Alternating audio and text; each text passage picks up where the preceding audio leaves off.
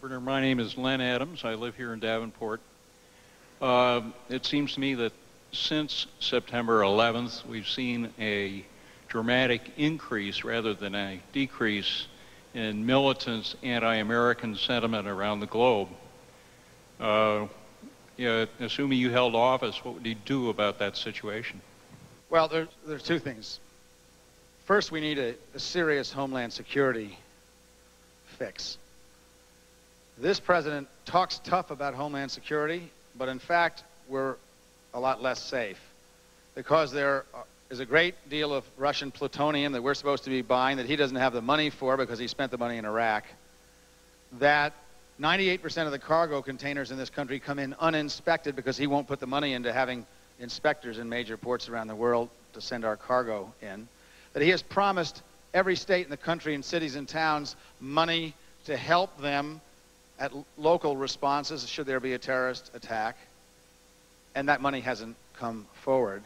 That he has, as I said before, no oil policy of any kind, so our money that goes to the Middle East is partly used to actually incite young children to become the next generation of suicide bombers and terrorists. This president has not done what he needs to do about homeland security, first. Secondly, we need a foreign policy that actually might make somebody like us once in a while. Even the United States of America needs a foreign policy. This president has used humiliation as a weapon not only against our enemies but our friends, and I think using humiliation is a mistake.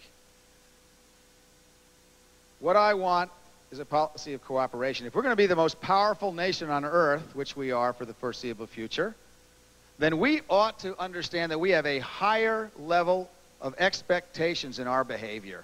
And we owe it, if we're going to be a world leader, not only to be a feared nation, but to be a respected nation. The saddest day that I've had as an American in the last 6 months, other than the loss of our troops and victims of suicide bombings, the saddest day is when there was a poll done in Europe that showed that most Europeans thought that the President of the United States was a greater danger to world peace than Saddam Hussein. Now that is a pathetic, I don't think it's true, but I think it's a pathetic indictment of this country. And you know something? I don't think this president's policies are consistent with the values of most of the American people. I do not believe that. I know that the people all support the president. We all want to support the troops. You know I'm the only major presidential candidate that did not support the war, but I still support the troops because we stand up for our people. But it seems to me that the American people are a generous, thoughtful people who extend our hand to those who may not see things our way but who want to do the right thing. And we believe that we should be leaders. This president has exercised foreign policy by petulance, and I think we can do better than that. I want a foreign policy in which we cooperate with other countries. You know what we need to do in Iraq right now? We need to bring the United Nations and NATO in now.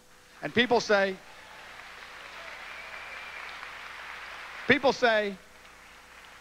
the right wing says, well, why should we do anything for the Germans and the French? This isn't about doing something for the Germans and the French. This is about doing something for our soldiers who are at risk every single day, because every day that goes by, we are seen as occupiers and not liberators. We need help in Iraq.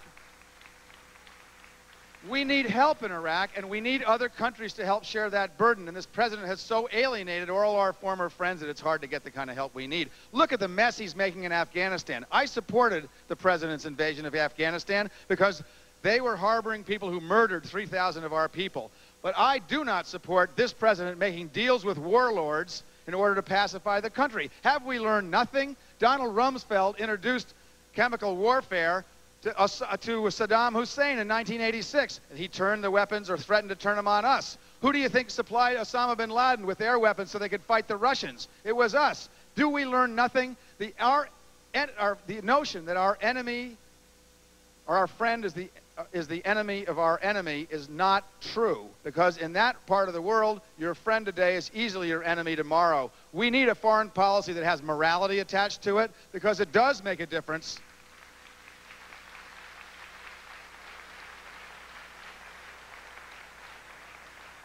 It does make a difference what people think of us, and we need a policy with some vision in it to understand that there's a long-range implication of what we do, not just a short-term. My reason for opposing the war in Iraq wasn't because I thought Saddam was a wonderful guy and I wish he'd stay around. I'm delighted that he's gone. My reason was that when you begin a preemptive war against a country that's not a threat to you, you set a bar which allows other countries to do the same thing. And that I thought that Al-Qaeda and North Korea are much more significant dangers, and the president is doing very little about those things, as we previously discussed. So I want a foreign policy that's consistent, that looks long range, that relies on not just a strong military, but also a strong economic influence, building other democracies around the world to make this country, this world safe for the United States. And we can do that and be respected at the same time.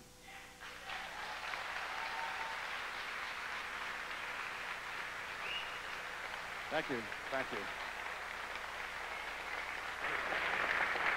Thank you. Thank you.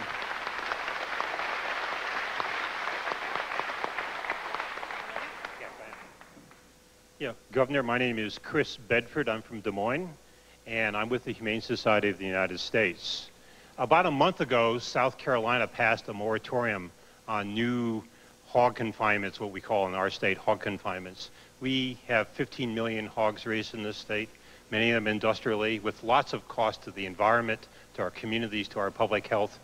What would you do? What's your position on the industrial raising of animals? My position is the same as Tom Harkin's. I've admired what he has done, and I disagree with some of the folks I'm running against for president. First of all, I think this is a local matter, and local people ought to have the opportunity to say no to hog lots. Second of all, I think we ought to end the vertical integration, as Tom Harkin did in his farm bill, because that is an unfair competitive advantage, and the owners squeeze the daylights out of the farmers and manipulate the markets to hurt them. And third of all, I generally believe that states ought to have more power, not less.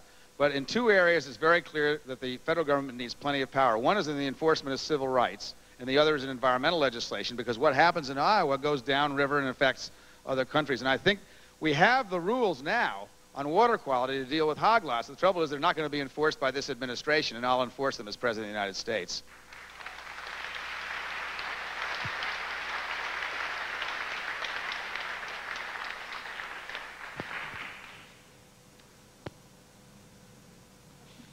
Governor, my name is Scott Colpetzer. I'm from Davenport, Iowa. I was concerned, our current occupant of the White House is a governor and clearly has no foreign policy expertise whatsoever.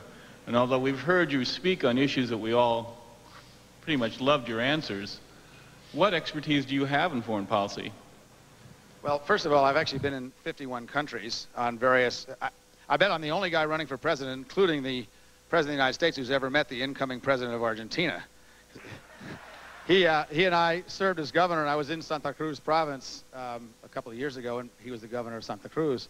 So I actually have more foreign policy experience than Bill Clinton, George Bush, Ronald Reagan, or Jimmy Carter did before they became president. Second of all, the problem with this president's foreign policy is not that he didn't know much about foreign policy when he got into office. The problem is he's surrounded himself by ideologues like Richard Pearl and Donald Rumsfeld and Dick Cheney and Paul Wolfowitz.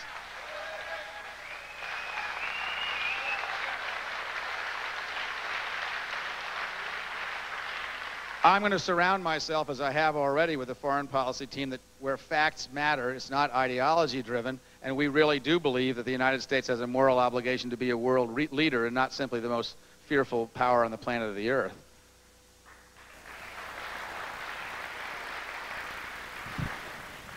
Governor, my name is Bernie Gerstein. I think Tom knows me. I have talked to Tom about the world energy situation vis-a-vis oil.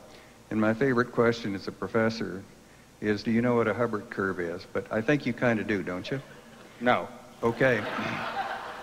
But, you know, if you put a bunch of bacteria in a petri dish and monitor their food, it starts at zero, goes up, and comes down. It's a universal curve for every fixed resource. Oil is a fixed resource. The Hubbard curve is predicted to peak at 2005, plus or minus 5 years, for world oil production. It correctly was predicted in 75 for U.S. production. Now my question really deals with what are you going to do about sustainable energy in the view of the fact that once you pass the peak, the price of everything related to oil is going to go through the roof. You know, I think about this every time I get in a jet plane, because there are a lot of ways that you can substitute other fuels for oil. But running a jet plane with something other than oil is going to be incredibly difficult. So we need to make sure that the oil that we have is used for the things that it has to be used for. Let me talk about this for a minute, because the American people have been, I think, misled by this government and frankly by oil companies and lots of other folks. And there are some good oil companies. BP Amoco, for example, has actually invested significantly in renewables, and we should acknowledge the companies that do the right thing, not just beat up on the companies that do the wrong thing. Here's the problem. This is supposed to be the most advanced technological nation on the face of the earth. We have fallen way behind the Europeans on renewable energy. The Dutch get 16% of all their electricity from wind. The Germans get 3,300 megawatts from wind. That's about 1.5 times the size of a very big nuclear reactor. We can do so much with renewable energy that we're not touching. Let me tell you what my energy plan is. First of all, I talked about transmission lines so that we can bring the energy. The transmission network from the Midwest to the big cities, Chicago and Denver and Dallas, Minneapolis, is inadequate. It needs to be upgraded. Anybody here from the IBEW? You'll like this one. It needs to be upgraded. There's enormous capacity for wind energy. There's a ridge that goes through the Dakotas all the way down into Oklahoma, where there's just this huge amount of wind energy that we don't tap, and we should. Solar, of course, is a big deal in the Southwest. Actually, solar actually works on people's houses in Vermont. In Vermont, we have something called net metering, which ought to happen everywhere, which means that you can sell the power to the power company for the same rate that they sell it back to you when you need it, which eliminates the need to have big storage batteries if you're on the grid. Now, I'm not saying this just because I'm in Iowa. I say this everywhere I go, I promise. But we really do need 10% ethanol in everybody's gas tank. That's true. And I'll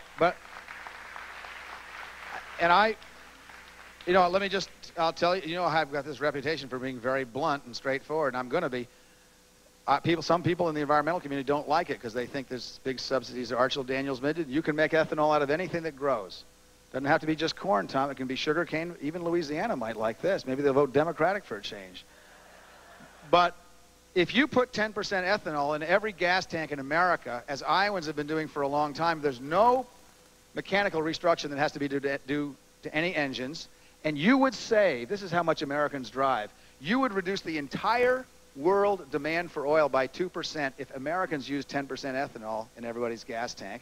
And you would eliminate the need for MTBE, which is a carcinogenic oxygenator, which gets in people's water supply right now because ethanol is a great oxygenator. That's another thing. Fourthly, if you only did one thing, I know I've seen what's in the parking lot. We're never going to kick Americans out of their SUVs and trucks, no matter how hard Arianna Huffington tries. But if you only gave them the same mileage restrictions as you did for other cars, and this is not a big problem. Ford's coming out this year with an Escape that gets 37 miles to the gallon on a hybrid engine. If you did that alone, you would save the entire purported amount of annual output for the Arctic National Wildlife Refuge every year. We are not doing anything about oil conservation. We're not gonna, as long as we have this particular governor from Texas sitting in the White House. And we have got to do these things. Now, these are just minimal things. These require no pain or suffering for any American. In our state, we have the 7th highest electric rates in the country because we come from New England, and New England's got all the high rates in Hawaii. Now California's joined us. But in our state, our bills are only 22nd in the country. Why is that? Because in our state, we take a little piece off of everybody's energy bill, and we hire a group of people called an energy efficiency utility, and their job is to go around to factories and farms and houses and businesses even, and show them how to save electricity. That's what you can do with conservation. 7th highest rates, 22nd highest bills. We do almost nothing in conservation in this country. We have a program in our state called the Weatherization Program. We don't just subsidize people's bills because that's just money that goes up the stack.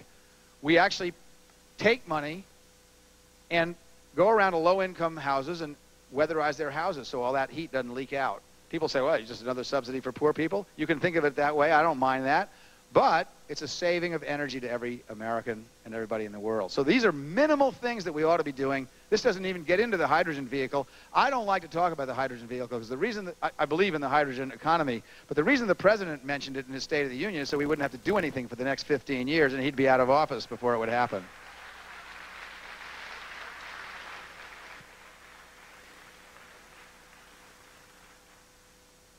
Thanks for coming today. My name is Eric Staub. I live in Grinnell, and where I work at Grinnell College, and I recruit international students to come to our school. There are roughly about 500,000 foreign nationals who come to the United States to study every year.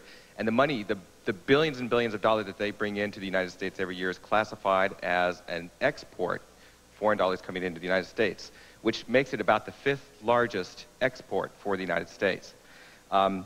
Students and scholarly exchanges, which have been a vital element also for our foreign policy for generations, are suffering under the lack of understanding and appreciation of the current president. I mean, given that the guy has hardly been out of the United States before he stepped into the office.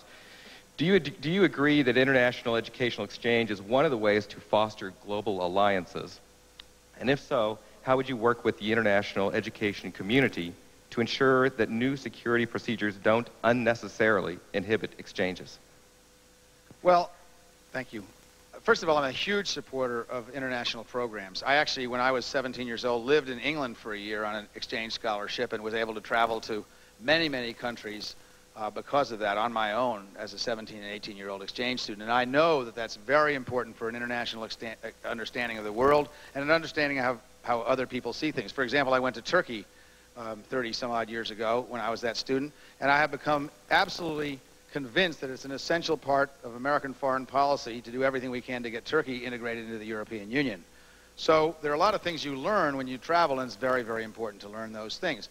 In the Middle East, I believe that there's going to be a two-state solution, and that when there is, the Palestinians have the best chance of forming a middle-class-based democracy than any other Arab society. Why? Because many, many Palestinians have lived in a democracy, either the United States or 1 million Israeli Arabs living in Israel, which is a democracy. So there's a better understanding among the Palestinians of democratic values than there is in any other Arab population. That's all about exchanges, not just scholarly exchanges, but economic exchanges as well. So exchanges are important in a world with many different ways of looking at things, and if we're going to have peaceful ways of solving our problems. So I support very much international student exchange. There clearly have to be some security concerns because there were people who harmed the United States who came in on student visas. We can work that out. We can work through that with adequate security proceedings. There are many techniques for it in terms of retinal recognition and all these kinds of issues, and I think we can work that out. But we do have to still maintain the degree of interaction among young people between the United States and all the other countries, and it's important that our kids go there as well.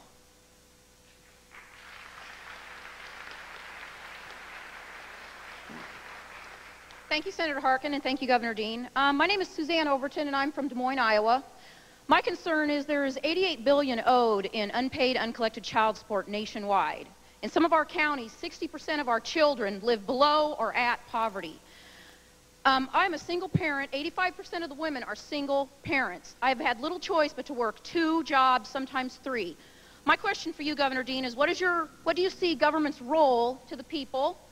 And what are you going to do to see that enforcement is actually enforced? And we want fathers involved, and I agree that our prison spaces that are crowded shouldn't take up non-violent offenders. But what when dad just wants to make babies and he don't want to have these children and pay for them? Enforcement needs to be a major issue. Thank you very much. Thank you.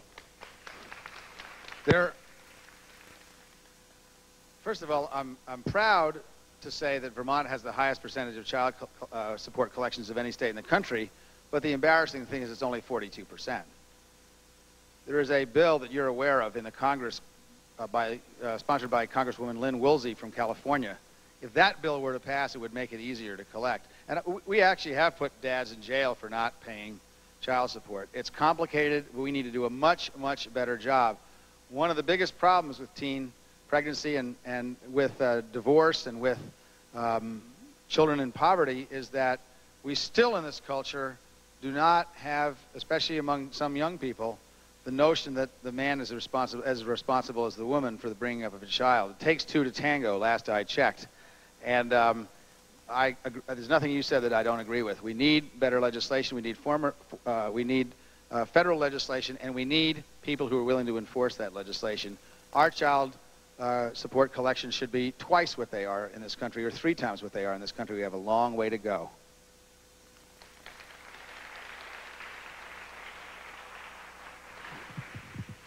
Good afternoon, Governor. I'm Mark Scheer from Washington. And many of the questions we've heard today do deal with economy and economic issues. One thing that's of a big concern to me is that American productivity, American workers and consumers have made America's corporations strong. But by the same token, now our corporations are abandoning us. Do we need a new government policy dealing with what constitutes an American corporation if 50, 75% of the goods and services and the employment are now taken offshore? Yes. First of all, companies that move their headquarters offshore should not qualify for tax breaks, and they should be considered no longer American corporations, and therefore should not be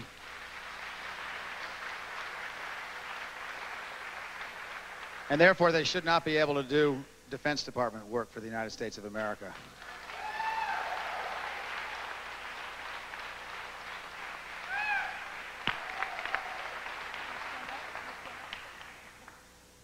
Hi, Governor. My name is Ann Byrne, and I'm a nurse at University of Iowa Hospital. And I'm seeing sicker and sicker patients come in all the time. And they wait longer to come in because they don't have any health insurance to care for them or to cover them. And I was wondering how specifically your health care plan will lower costs. This is going to be not an easy discussion, but it'll be relatively short. In Vermont, as I said before, the working poor have health insurance, and everybody under 18 essentially has health insurance. My health insurance plan, which naturally I think is the best of the 4 that are out there so far, but I think that as a doctor too, not just as a politician, is built on the existing system. It's not that the existing system is so great, it's just that I'm tired of trying to get reforms through Congress and then have the Democrats fight among each other about how to do it, and then the Republican special interests come in and kill the whole thing. So what I want to do is just build on the existing system, get everybody insured first, and then we can have a big fight as to how to change the system. So our system is built on what we have. A lot of it's what we did in Vermont. It's going to be a program called Family Health Insurance Program, which is essentially SCHIP for everybody under 25. And everybody under 185% of poverty, which is about $35,000 a year in a family of 4, something like that. They get family health insurance, bang, no problem, done. Then everybody else, if they don't have insurance through their employer, gets to buy into the same program that Tom has, the Congressional Plan, Federal Employee Health Benefits Plan, which all federal workers get. They buy in for 7.5% of their adjusted gross income. Now, here's what happens if you pass this. First of all, it costs $88 billion. That sounds like a lot of money. It's less than half of the president's tax cut. And if you ask Americans, would they like to have insurance that no one can ever take away or the president's tax cut, I think they're going to pick insurance that nobody can ever take away. Secondly,